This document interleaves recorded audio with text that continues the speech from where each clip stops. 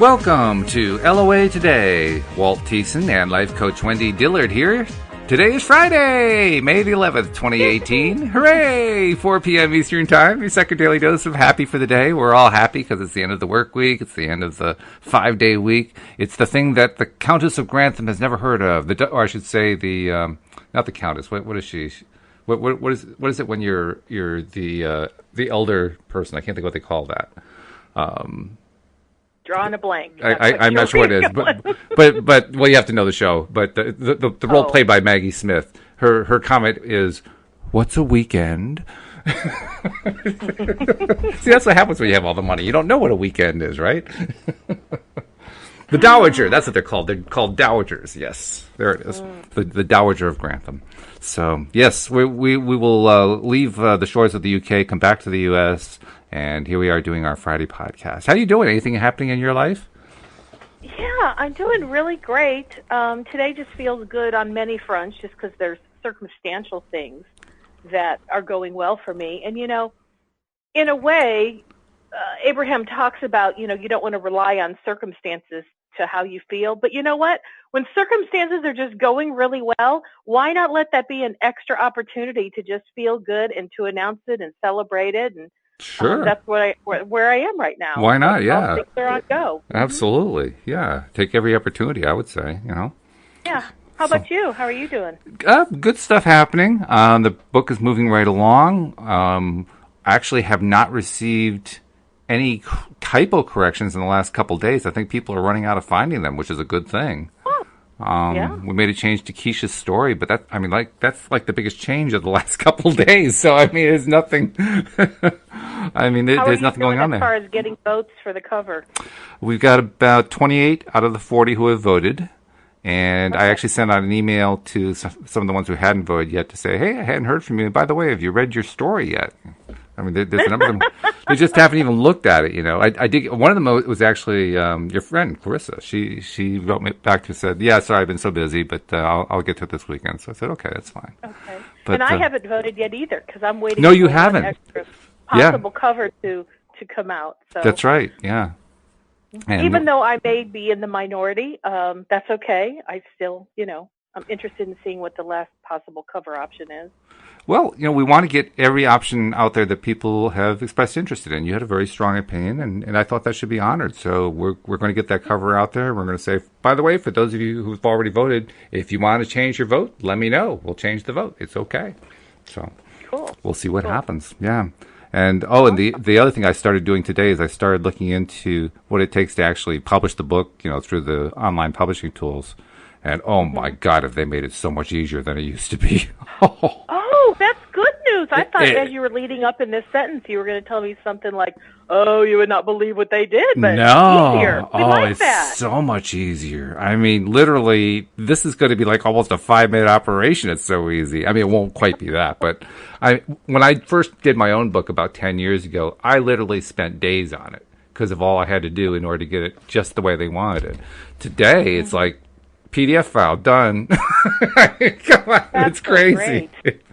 And the best part, the best part is that any of our listeners that have like a book in them, Amazon has now made it really easy for you to publish a book. Yeah, if you want to self-publish a book, createspace.com is the place to go. That's an Amazon property, and they make it very, very, very simple to publish your own book. If you've never done anything like that before, and I have because I worked as a graphic designer and so forth, so I've done various print projects over the years. So if you've never done that, there is a bit of a learning curve. But I have to tell you, the stuff that they want you to do is so minimal compared to what you used to have to do years ago that it's almost laughable. And I'm very pleased to say that the settings I had chosen for, how much margin to put in and, how to handle the gutter and all that kind of stuff was dead on perfect to their spec. And I looked at the numbers, I said, oh my God, this is great. Now, is that because you remembered that from before? No. Oh, okay. No, it was just because I was using numbers that I knew would work well with a book. And so I plugged them in, and apparently Amazon agrees. Nice. Yay. So, yeah, I love it. I love it when things go easy, I just love it when things go easy. What? We like easy? We love easy. LOA Today? Absolutely. We want to talk about easy. Easy peasy lemon squeezy. I love it. Yep, that fits in with my little quotables like, it's all good. That's right. You know? Actually, I stole that one. That comes from a movie, The Greatest Game I Ever know. Played, and it's one of my favorite lines from that movie. Oh, it's all good or the easy peasy? Easy peasy lemon squeezy. Yeah. Okay. Did you ever see that movie? I didn't. Oh, it's a cute movie. It's a story of it's a true story, actually. It's the story of a young man who back in 1913 was the first American and the first amateur to win the U.S. Open. And his name was Francis Ouimet. He was one of the first 4 people inducted into the United States Golf Association's Hall of Fame when they first created the Hall of Fame in 1970, because he made a tremendous impact on the game. He was this young kid. He was like 20, 21 years old when he won the U.S. Open. He came out of nowhere. He wasn't even supposed to be in the tournament. They added him at the last minute just because they wanted to have a local amateur in the field, and he lived across the street from the golf course. Oh, my. And there is an iconic photo of him that they've actually turned into bronze statues and such, of him and his young, I think he was like an 11-year-old caddy named Eddie. And Eddie was described by one of the visitors, actually a lord from the United Kingdom, who was visiting to watch the U.S. Open along with 2 of the most famous golfers of the time, one of whom was Harry Vardon, who was like the leading golfer at the time, and in fact was extremely influential on the game. In fact, to this day, the grip that all golfers use is known as the Vardon grip. That's how influential he is. But this guy was over here trying to win the tournament, and in the movie anyway, I don't know if he actually said this in real life, but in the movie, his sponsor, this lord, saw Francis Ouimet's caddy and said, "Who's that carrying his bag? A pygmy?"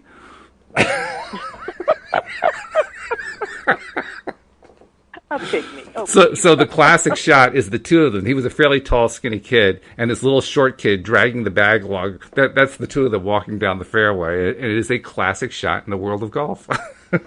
So anyway, this is the movie about how he won that tournament, and it's a great movie. Really, really fun. And from there, you were telling us that's where the quote came from. That's where the quote came from. Because that's Okay. what little Eddie said after Francis sunk one of his putts. And Eddie just a moment ago had given him a little pep talk, saying, "Come on, you can do this," that kind of a thing. And so he sinks the putt, and Eddie goes over, grabs the ball out of the hole, starts wiping it, says, "Easy peasy, lemon squeezy," and just walks right off. That's nice. Well, and I got my quote, "It's all good," from, it was a 2-season series called Dark Angel with Jessica Alba.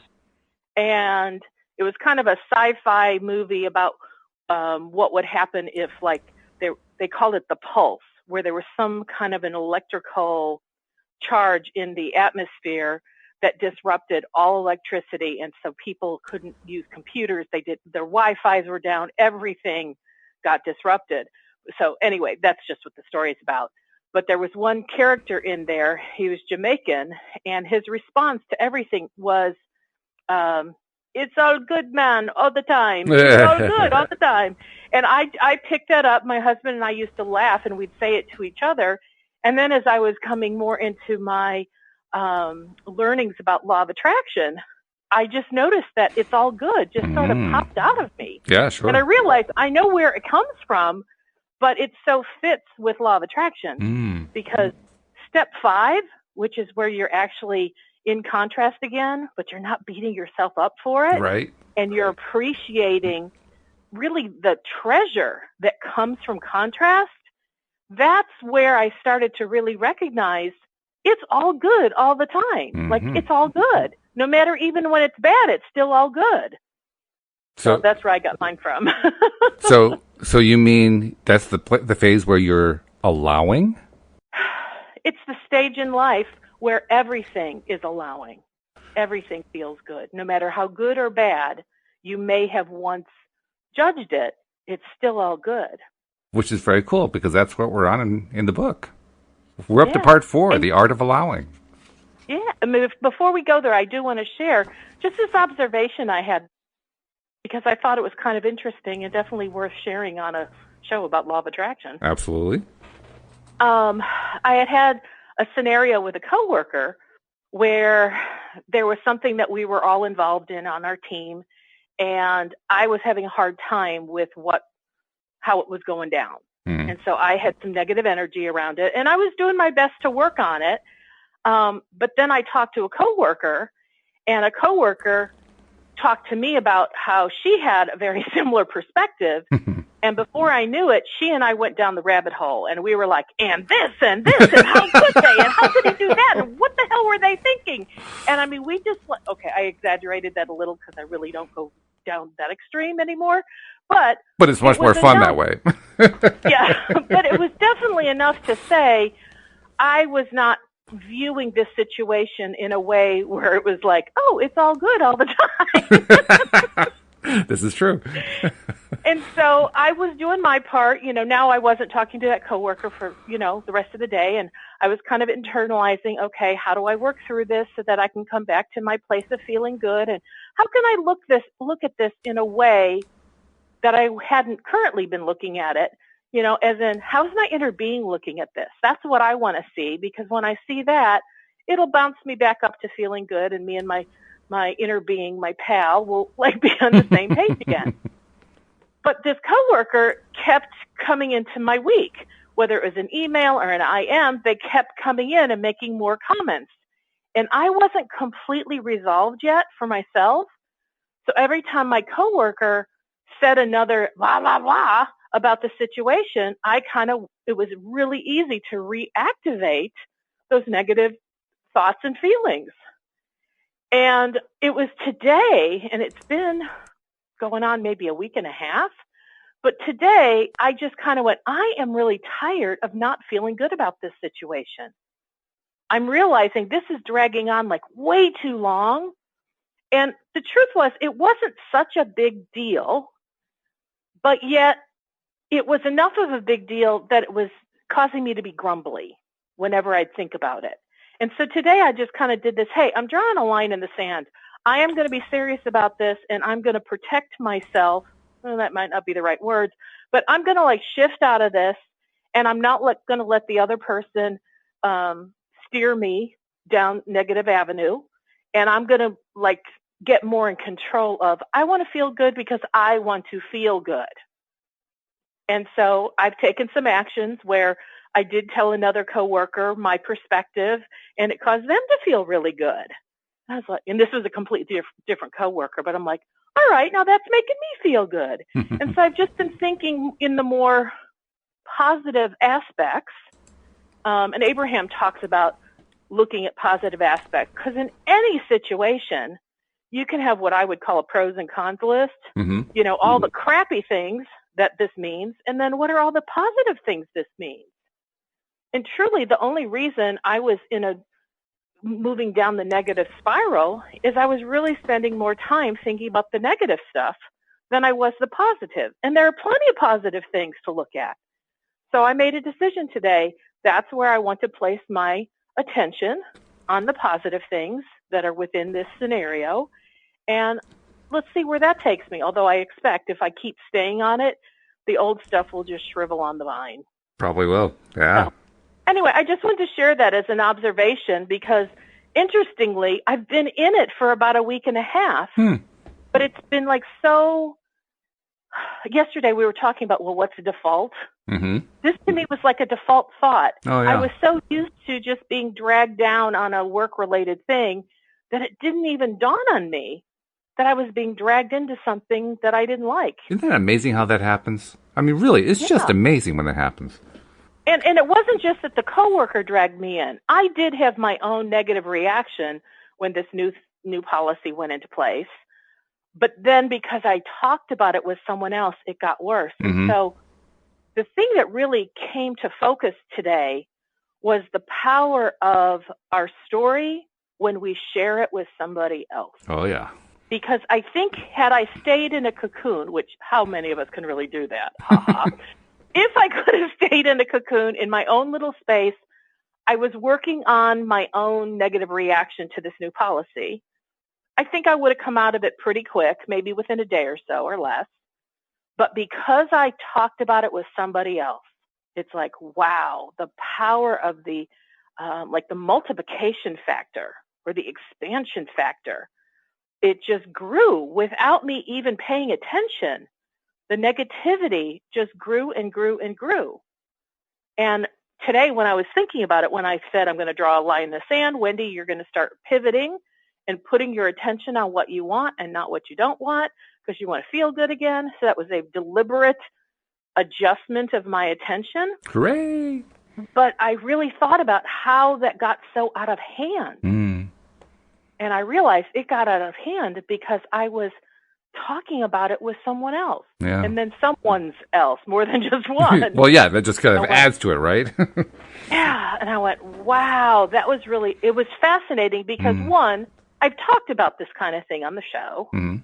Two, I know about this kind of stuff. Oh, sure. But until I have a life experience that matches up with the things I've talked about, it doesn't have the same level of awareness and understanding. Oh, exactly. That's why I was saying that it's amazing when this stuff happens, because here we are, we're studying this stuff regularly. We're talking about it every single day. And then a very relatively simple situation comes up and we trip ourselves on the exact thing we were talking about. I just continue to be amazed at all the different ways. I mean, talk about having limitations built in place and undetected resistances and so forth. When they pop up, you say, where did that come from? I mean, here I am like 10 days later going, how did I miss that? How did I miss that? But I did. It's incredible. It just shows how much we have to learn in order to really be masters of this. I mean, to just really totally master it, because there's just every single day it's a new thing that comes up. Just amazing. Wow. And really paying attention to what we think, what we feel. And I did have the feelings all along the way, but it was kind of like I've had those kinds of feelings many times in my life that I kind of didn't give it a whole lot of credence. Oh yeah, because they're so familiar. We just we just kind of like dismiss them, like, oh well, that's nothing new.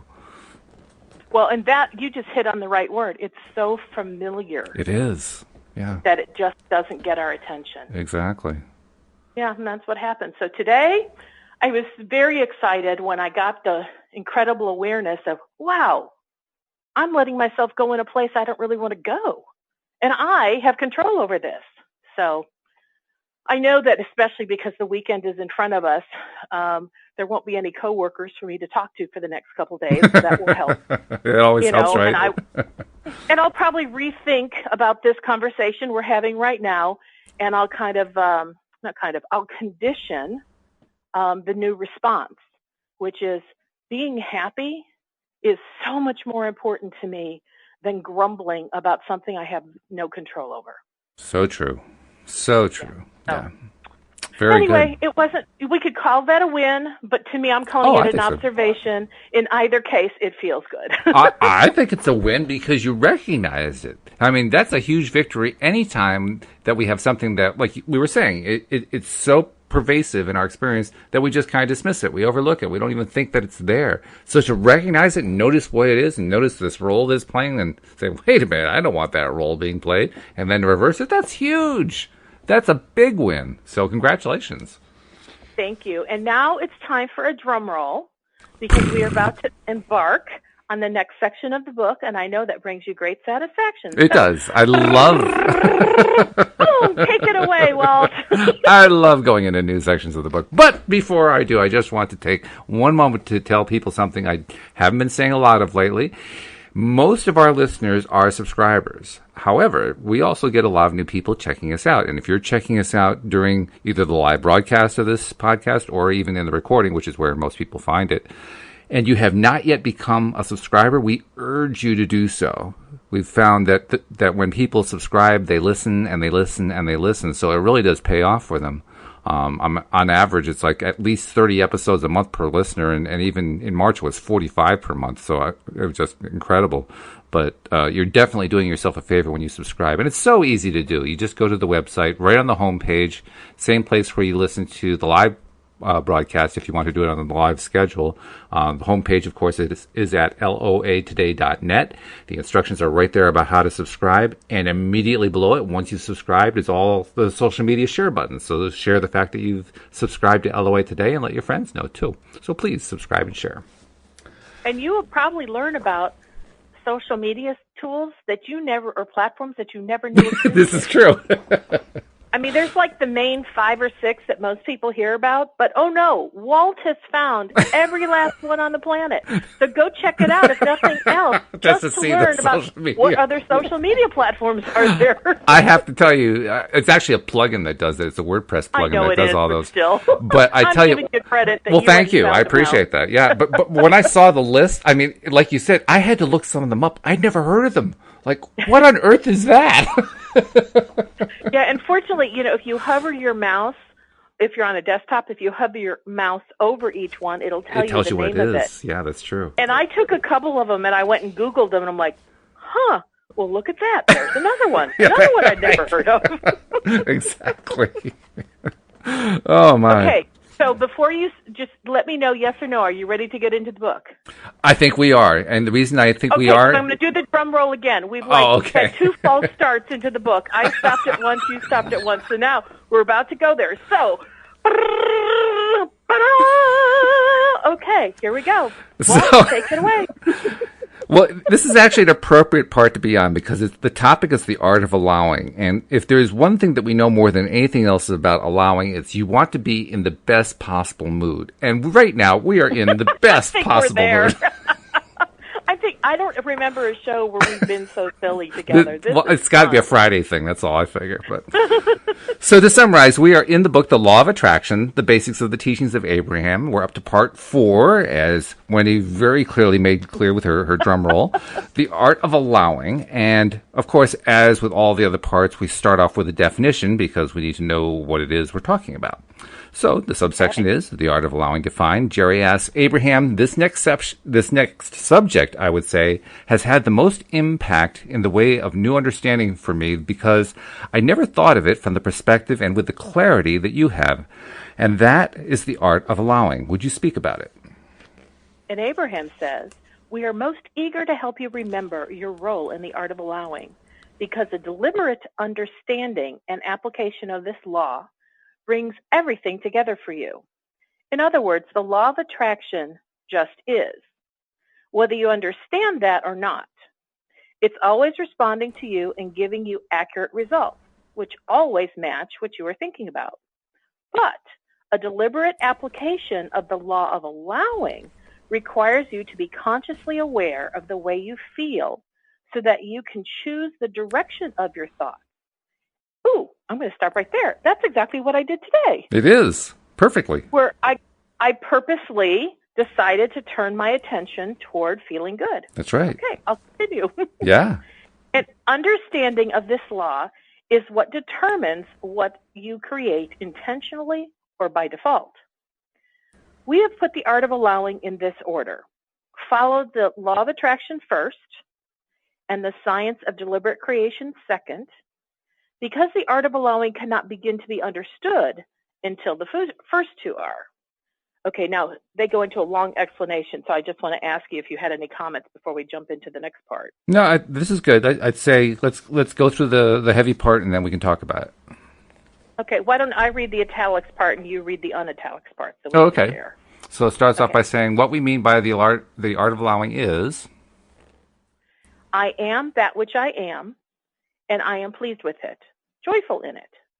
And you are that which you are, and while it is different perhaps from that which I am, it is also good. Because I am to focus upon that which I want, even if there are those differences between us that are dramatic, I do not suffer negative emotion because I am wise enough to not focus upon that which brings me discomfort. I have come to understand, as I am one who is applying the art of allowing, that I have not come forth into this physical world to get everyone to follow the truth that I think is the truth. I have not come forth to encourage conformity or sameness, for I am wise enough to understand that in sameness, in conformity, there is not diversity that stimulates creativity. In focusing upon bringing about conformity, I am pointed toward an ending rather than to I'm going to say this again. In the focusing upon bringing about conformity, I am pointed toward an ending rather than to a continuing of creation. And so the art of allowing is absolutely essential to the continuation or the survival of this species, of this planet, of this universe, and that continuation is powerfully allowed from the broader perspective of Source. You, from your physical perspective, may not be allowing your own expansion, and when you do not, you feel rotten. Now, when you do allow another, you feel rotten. When you do not allow another, you feel rotten. When you when you see a situation that bothers you and you decide that you will do nothing to try to stop it or change it, you are tolerating the situation. And that is very different from what we mean by allowing. Allowing is the art of finding a way of looking at things that still allows your connection to your inner being at the same time. It is achieved by selectively sifting through the data of your time-space reality and focusing upon things that feel good. It is about using your emotional guidance system to help you determine the direction of your thoughts. So a lot of stuff in there, and a lot of good stuff, too. I was going to say the first idea that comes to mind when you read that allowing is different than tolerating. Very good point. It made me think about the word acceptance, because I hear that kind of tossed about quite often, like, oh, well, I accept that, it's fine. And then the next words I hear are, how dare they, blah, blah, blah, blah, blah. And I'm thinking, they're not accepting it. And I think that sometimes we know what we've learned, and in our attempt to either show off that we know stuff, or in our attempting to think that we really do know what we're talking about, we use words sometimes, but we haven't really learned to understand what they mean. And what do you mean by that? Let's be definitive. You say we don't always know what they mean. Okay. So what do you mean by that? What exactly are you trying to say with that? So there's three words that they've talked about: tolerating, allowing, and I'm going to throw in accepting. Okay. And so if somebody says, oh, no, I'm tolerant, but then you hear a person having a hard time with or judging or being critical of the very thing that they said they're tolerant of, what that to me usually means is they're not going to do anything they're not going to call the police. They're not going to ground their child. They're not going to put in some negative consequence. When they say tolerate, normally to me what that means is they're going to ignore their feelings and not take any action. They're just going to kind of simmer in the corner like. Yeah, I mean, how would you define tolerate the same or different than what I just said? Well, I have to admit, I never really thought about it in those terms. For me, actually, tolerate is more of a politically correct term than anything else. To be perfectly honest, it's a term that generally means, well, I want to be tolerant of your views, and you can be tolerant of my views, and we'll get along. And it's sort of like we say that because it's a way of just kind of making peace. But what does it actually mean? I'm not really sure if I can give you a clear definition of what tolerate means. But I kind of lean in the direction that you're talking about. I think there usually is some sort of an undercurrent emotion that isn't totally positive behind it, and could be quite negative. So I think you're onto something there, but I don't really have a clear definition. So in the case you just brought up, which I love that example, because we hear that quite often, like, well, I tolerate their political view, right? So we can agree to disagree. But to me, sometimes that's where I'll hear, well, I accept that they believe that, which is more like, I'm aware that they believe that, but I don't like it. That's right. You can really tell, now we're going to move into the allowing, you can really tell when you're in a space of allowing because there's no negative charge. There's no undercurrent when you hear someone speak and you know that they're saying the right words, but you get a physical feeling sensation of, how come I'm not believing what they're saying? Oh, yeah. Yeah. And there are a lot of So, instances like that in life. There are a whole bunch of them. and I remember the first time I was really personally reconciling with the word tolerating. Mm-hmm. I don't remember the circumstances, but I do remember the feelings. I started to allow myself to own the fact that when I was saying I was tolerating a circumstance or a person or a situation, I was really angry. I just wasn't going to do something about it because somehow I felt it wasn't appropriate or it wasn't my place or I thought it would make someone, like go off the handle and it would become a bad explosive situation. But I realized tolerating doesn't feel good. No, And it so doesn't. because tolerating doesn't feel good, that's a place where I go, so inner being, what do you think about this? Mm-hmm. And that's years ago, I used the word accepting because I didn't know about this word allowing. I wasn't an Abraham student yet. But I moved to acceptance. And for me, true acceptance, not the kind that people may give lip service to, Mm-hmm. but true acceptance is where there's no negative charge, Yeah. where, you feel really okay about it. Like I'll give a perfect example.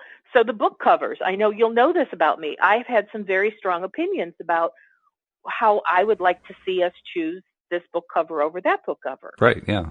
But I really honestly, as much as I appreciate you bending over backwards to accommodate my choices and the things that are important to me, I also know that if the vote of all the authors goes in a different direction, I'm not going to pout over it. Now, I will tell you, in the beginning, I think I was. I think Really? no, I can't believe all these people don't like the one I want. What's wrong with them? Like none of us have ever been in that place before. Oh no. I know. And I really had to look at it, and I'd say, okay, Wendy, really, how important is the book cover in the grand scheme of the world, life, etc.? And I went, well, none of the covers are bad.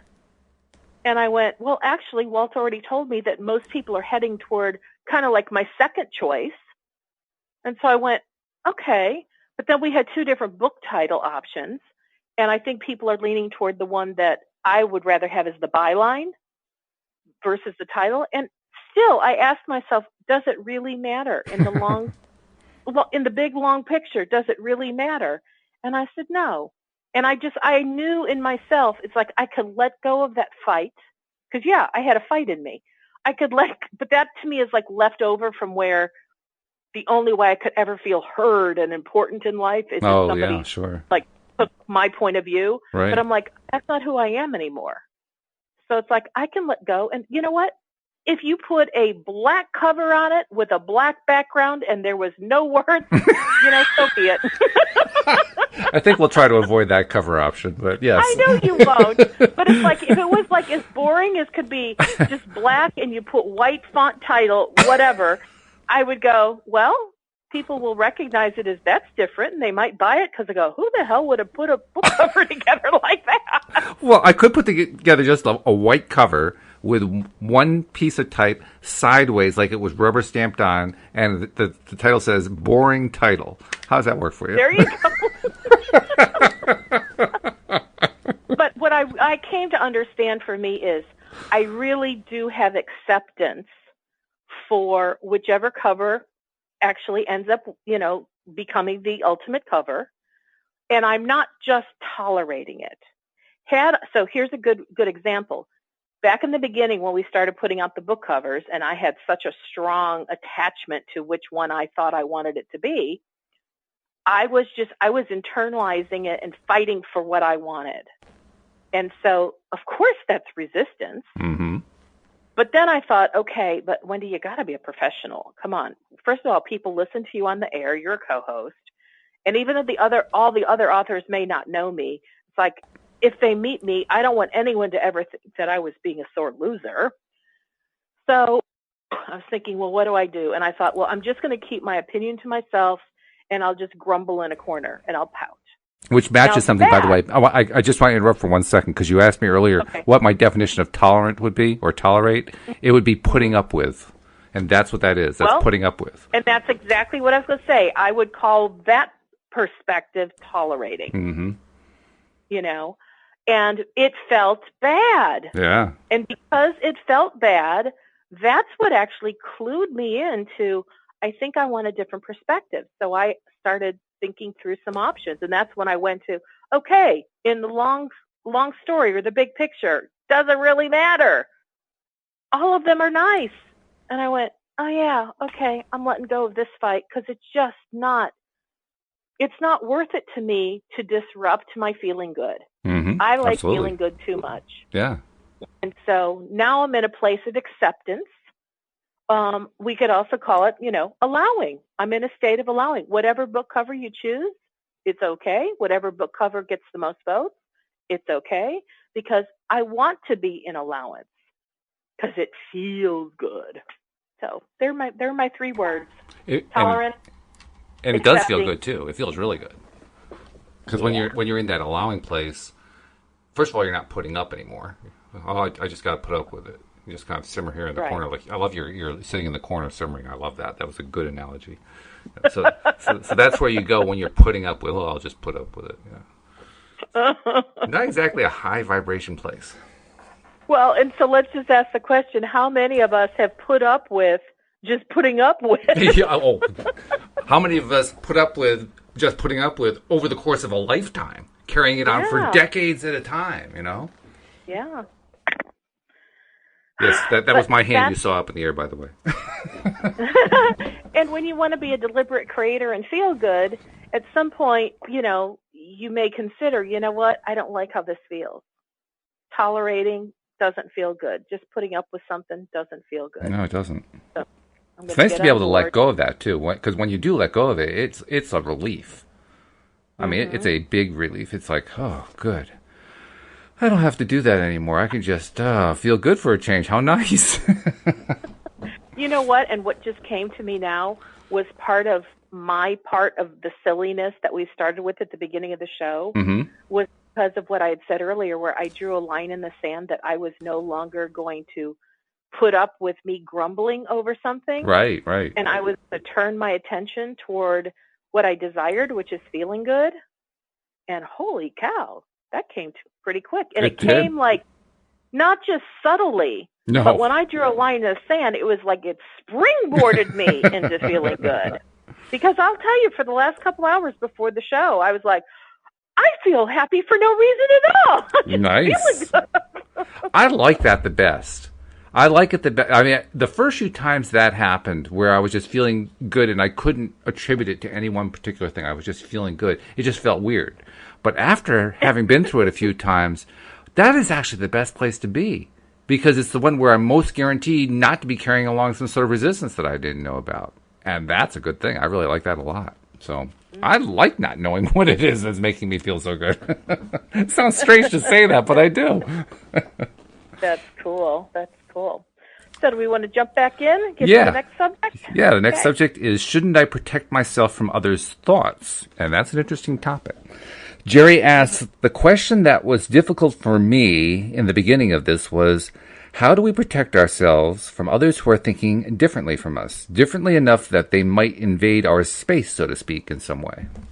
Okay, and before I go on to what Abraham says, I wonder what you think about this, but as I read with you what Jerry was asking, I went, that kind of feels like a default thought. Oh, yeah. Because where would someone get the idea that you have to protect yourself from other people's thinking?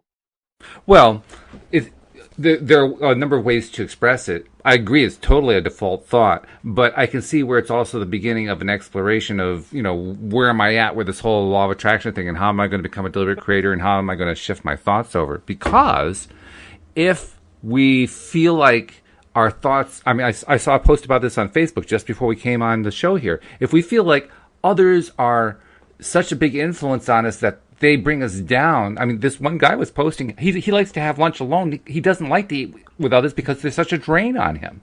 You know what I mean? So I'm reading this, I'm thinking, wow, first of all, you got some boundary issues, guy. And second of all, that's something to work on, because you definitely don't want to be just giving your energy away. So, okay, then how do we start addressing that? I think that's what Jerry's question starts to do. It addresses it. Yeah. Well, and I appreciate your perspective, because you did bring in some other thoughts that I had not considered. Okay. So Abraham says, good. That is why we said that before you can understand and accept the art of allowing, you must first understand the law of attraction and the science of deliberate creation.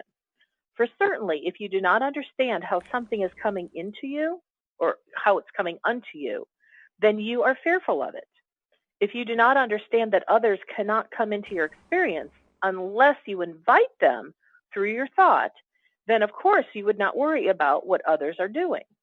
But when you understand that nothing will come into your experience unless you invite it through your thought, with emotional thought and great expectation, then unless you actually accomplish this delicate, creative balance, you will not receive it. When you understand these powerful universal laws, you no longer feel a need for walls, barricades, armies, wars, or jails, for you understand that you are free to create your world as you want it to be, while others are creating their world as they choose it to be, and their choices don't threaten you. You cannot enjoy your absolute freedom without this knowledge. Holy cow. I know there's another paragraph, but I just got to go, wow, that's cool. We'll come back and address that. Okay. In this physical world, there are those things that you are in absolute harmony with, and there are those things that you are in absolute disharmony with. And there is some of everything in between. But you do not come forth to destroy or contain that which you do not agree with, for this is a continually changing thing. Instead, you have come forth to identify moment by moment, segment by segment, day by day, and year by year, what it is you want, and to use the power of your thought to focus upon it and to allow the power of the law of attraction to draw it unto you. Once again, a lot of stuff in that, a whole lot of stuff. And I'm realizing, too, why there's so much stuff, or why there seems to be so much stuff. So much of what they try to address has to do with what's going on in the minds of many of their listeners. And what's going on in the minds of many of their listeners is invariably expressed in the negative. So they're expressing it in the negative. And so we're reading sentence after sentence. We do not this, don't want this, don't want that. And so we're constantly doing all these little shifts in our mind, trying to figure out, okay, so what is it that they don't want? What is it that we're trying to avoid? You know, it's not a nice, easy flow like it is when we say, I want this, I want that, I want that.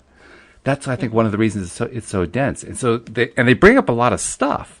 Well, especially with the analogies about understanding the universal laws. You no longer feel a need for walls, barricades, armies, wars, jails. Like, whoa, that's pretty big.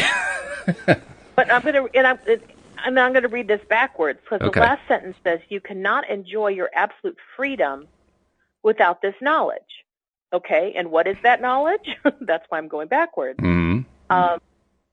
Understanding exactly what you said, these powerful laws that you no longer need to feel walls, barricades, armies, wars, or jails, for you understand that you are free to create your world as you want it to be, while others are creating their world as they choose it to be, and their choices don't threaten you. Yeah, this is actually a description. This is like a really advanced description. This is almost like a look ahead to where more and more people are going to, rather than a picture of where most people are right now. But it really it lights a path that says this whole life experience is and could become really, really great, to the point where all the fears that have been driving us all these decades and generations and centuries and millennia are starting to fade away. I mean, if what they're saying is true, that's where it's all headed to. And I think that what they're saying is true. Well, I think the biggest component that I'm hearing is that every one of us has our own choice, not only of what we choose to be and have and do in our life, but we also have the choice not to be threatened by other people on this planet who are doing things in contradiction to that which is important to us. Absolutely. I could even add in the fact that I, for the most part, do a news blackout. I don't pay attention to almost any of the news. But I do have one little thing that I follow, and that's the whole saga of President Trump and the Russia investigation and so forth, just because it's like watching a soap opera. And it's interesting to watch that from the perspective of the much higher vibrational place that I am now compared to where I was, say, even 3 years ago or 5 years ago. Because now it's not, we're long past the tolerant. We were talking about tolerating before. We're long past tolerating in terms of my experience of it. We're now up to just kind of sitting back in total disbelief, like, wow, is that really what goes on in the real world?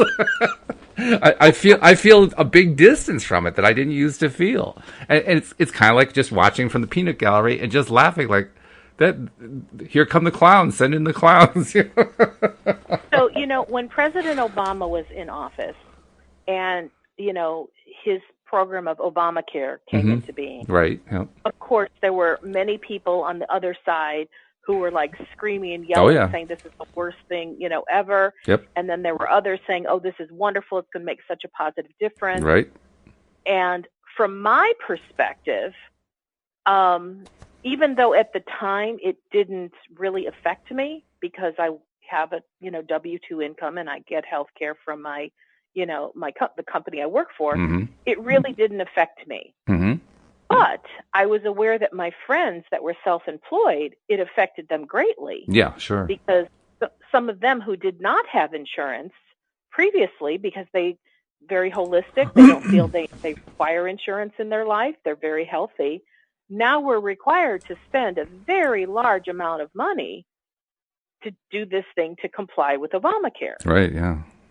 Now, I looked at it, and of course, I was I wished my friends didn't have to spend this money on something they didn't feel was necessary.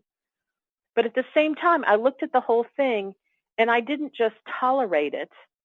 I was allowing it. I'm like, okay, it is what it is. And I don't have any negative charge.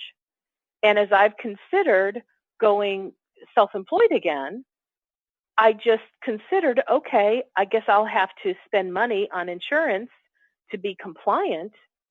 And I'm like, well, once upon a time, I would have been really angry about that. But I thought, you know what?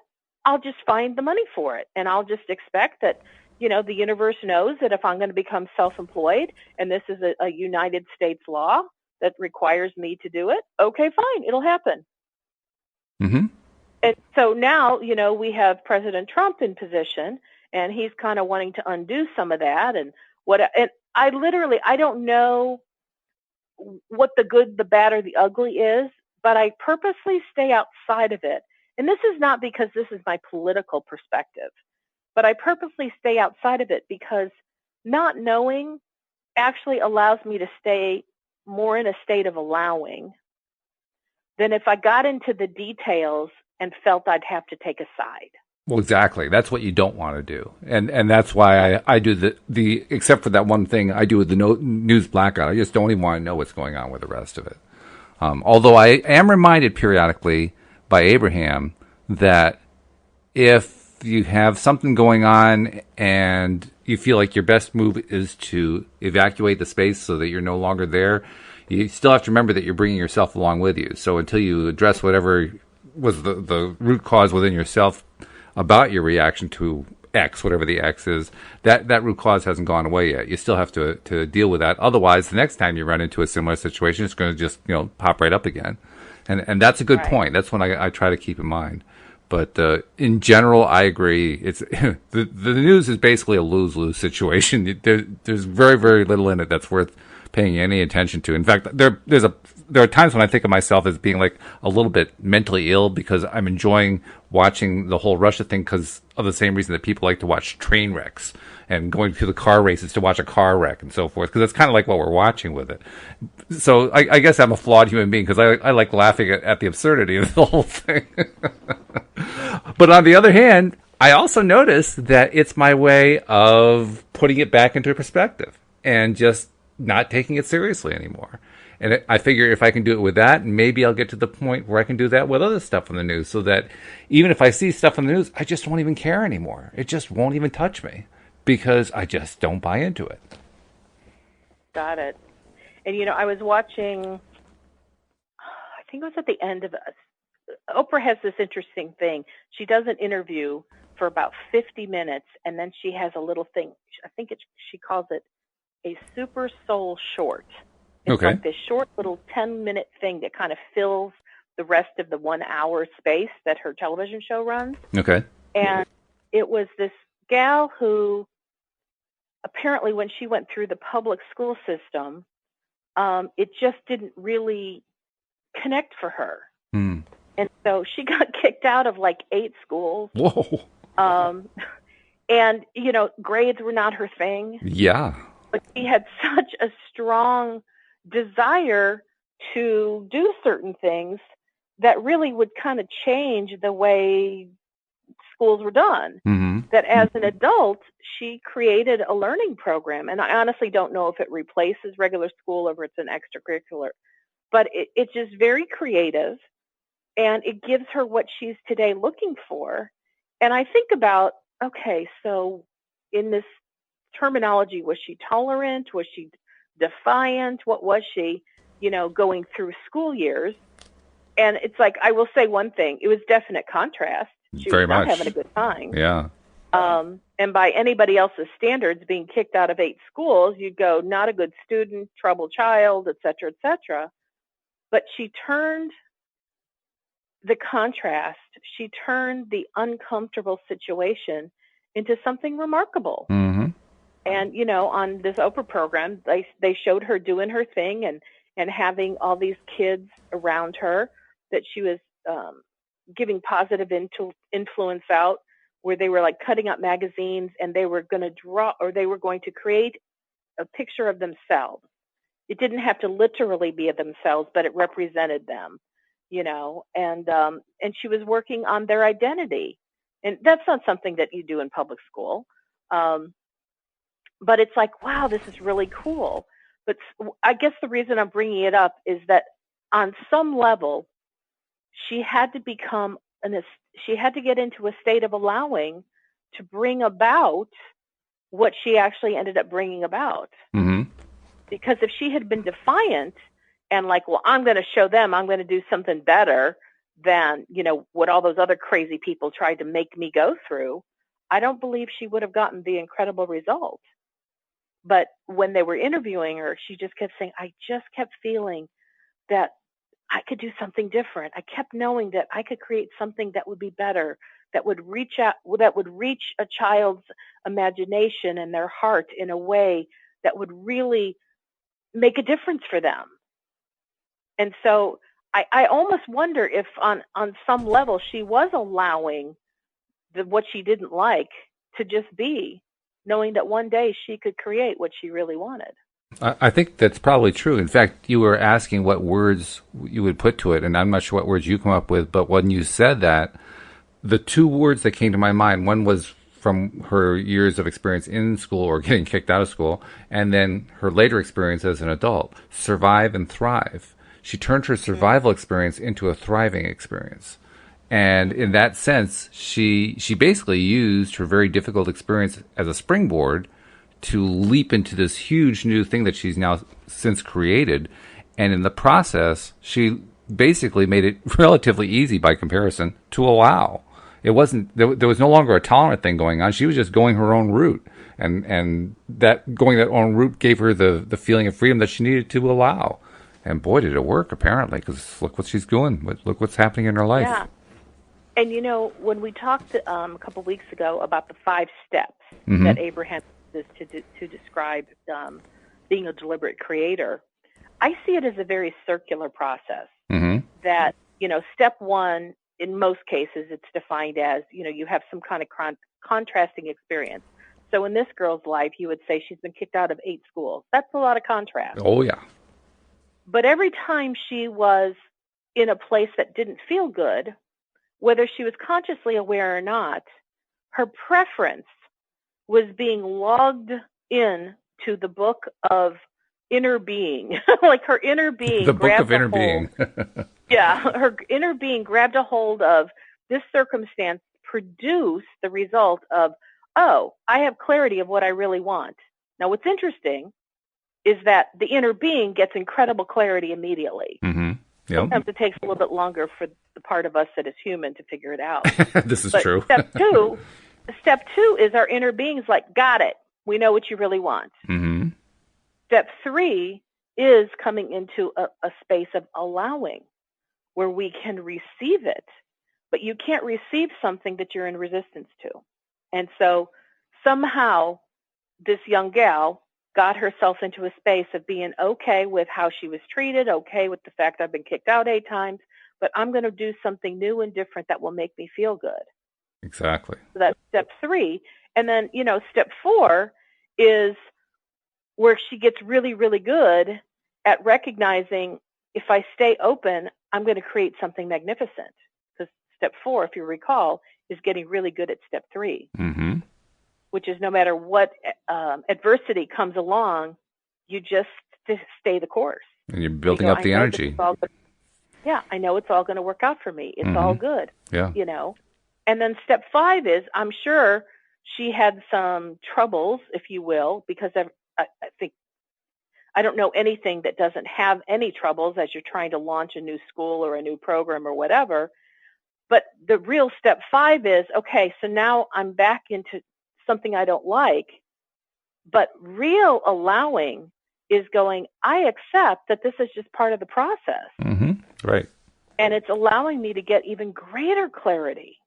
And so whatever I'm going to create, I might have thought I knew what I wanted to do, but now I'm actually getting greater clarity because this speed bump that I ran into, caused me to have to ask new questions and actually invent or create something new to go forward. So, the art of allowing is so vital to us receiving, because once upon a time, Abraham used to call step 3 the step of allowing, or the art of allowing. Now they talk about it more from a perspective of receiving.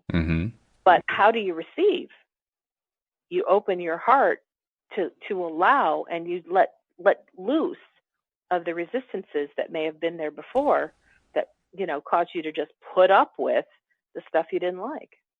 And an interesting thing, too, in the story that you told as you were going through those steps, when you got to the 3rd step, the allowing step, you talked about what she had done to build this new approach, build this new school, so to speak, this new way of educating.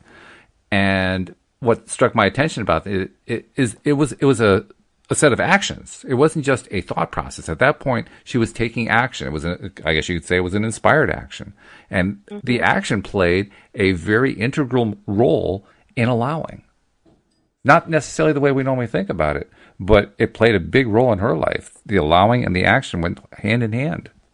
And it was smooth, and to listen to her and to watch her on camera, it's like I just saw such a level of peacefulness in this young gal. That's nice. Like she was probably in her mid-20s.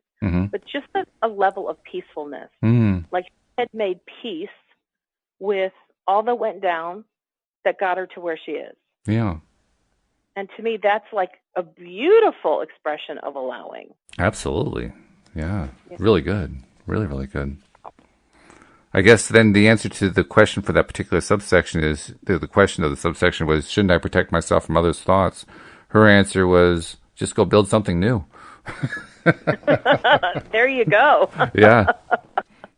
I don't know that I've ever really thought about trying to protect myself from someone else's thoughts in the way that Jerry put it. But overall, the phrase that I've told you has been very consistent in my world. It's none of my business. And I do my best to stay out of other people's business and stay in my lane. So if I start being concerned about what other people are thinking, I'm not in my own lane. It's a good point. That's a very good point. That's a point I think that we tend to overlook. Yeah. And it feels good to just stay in my lane. Trust me, I got enough on my plate. I really don't need to go into somebody else's world and try to figure out how they should orchestrate, their life. Because I used to say, when I'm busy taking care of somebody else, who's taking care of me? And unfortunately, we're long past time, so we're going to have to leave it there. But it's been great, and we'll talk again on Monday. How about that? Yes, this has been a fun and fabulous Laughing Friday. Absolutely. And we'll see you all next time here on LOA Today. Goodbye, everybody. Bye-bye now.